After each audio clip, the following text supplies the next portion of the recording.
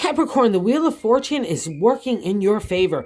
Even after a long time of the shoe dropping, the shoe dropping, and the shoe dropping, where you even think it couldn't drop anymore, and it did drop, now the wheel is working in your favor. I really need you to tune into that this week because that's the key to moving forward. And what's interesting, it's blocking that energy from manifesting in that major arcana, is the Eight of Pentacles. It's the refresh, rejuvenation in the area of home, work, love, relationship, community, family. It's like the material world. You're a Capricorn as an earth sign. You rule this domain. So you want the refresh, but you're kind of lacking the confidence in yourself and your ability to move it forward because of that shoe dropping for so long. And I'm not saying that stupid stuff doesn't happen all the time, but the tough stuff that brought you here is over. So that's why I need you to flip this card on its side and work with the wheel in your favor, okay? And God gives us a clue here too in the Four of Pentacles in that third placement. Like I like to say, God's answer to navigate the week. The Four of Pentacles is a firm foundation in that material world. So believe this as well. But the downside in my deck is that you're shutting down emotionally,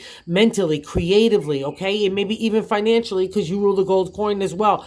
Don't do that, all right? That's the whole key here. Again, tune into the firm foundation. Believe in yourself, all right? And here's part of the clue as why you might not be. The Eight of Swords in that fourth position, the gut, I like to say, that you're feeling. The Eight is a rejuvenation, restart in the area of our thoughts. But in mine, or most tarot, really, it's all about indecision and indecisiveness. But it all roots back to not trusting yourself. Like you fought so hard for your identity, your beliefs, your character, who you want to be, how you want to live your life. And now you're like kind of pulling the emergency brake and stopping us dead for our creativity and our spirit to move forward. So I'm not going to have that, all right? Break this stranglehold this week. That's the key, okay? And believe in the Wheel of Fortune because it's good favor. It's a karma card to me. And you know this as well because you're just coming out of a past reflection.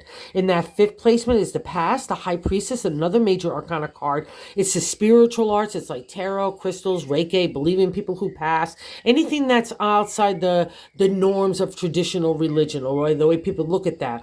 And maybe you've been experimenting to see if that's something you could groove into, get connected to God in the universe or whatever you believe in is of your language, okay? That's the High Priestess, but she's also a karma card, my Saturn ruled Capricorns. Remember, as Saturn ruled, I'm going to put you through those tough lessons, but I'm always going to have a big reward for you. And in the present is the Seven of Swords, which is contemplation, meditation of new moves in the area of thoughts. So strategy, analytical thinking get applied here. But if you need to keep things close to your chest as you're maneuvering, that's kind of the benefit of this card as well. So if you need to move in secret ways while you're planning and strategizing, that's okay. Don't feel badly about it. That's sometimes what business requires as well, especially, okay? Keep those in mind. It's all for your betterment as well here.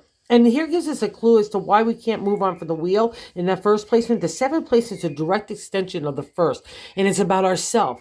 And the Five of Pentacles is good luck in the area of the material, like we talked about, right? But in tarot, like a lot of decks you'll see right away, it'll just say loss of fortune, which it's really, you might have a tightening of the pocketbook, but it's really about the mindset that we're feeling about it, okay? And especially after a tough time on the wheel, we could kind of lose our confidence and lose our footing, rather, right? And especially as a Cappy, you don't like that. But the ironic part about the five is the good luck comes from being able to realize that. We're coming out of the Shadowland. Our pentacles are there. It's the way we're having the narrative in our own head and our own heart, the way we're talking to ourselves about it, right? It can be shameful and embarrassing. We feel like all these kind of heavy duty stuff. Again, that's going to be part of the lesson of the pentacles, right? And as a material world sign, you're going to have that lesson. It's breaking the ego and the pride, especially associated with past accomplishments. So let the wheel turn. Do not be afraid of it. And innate in how other people look at you is the devil.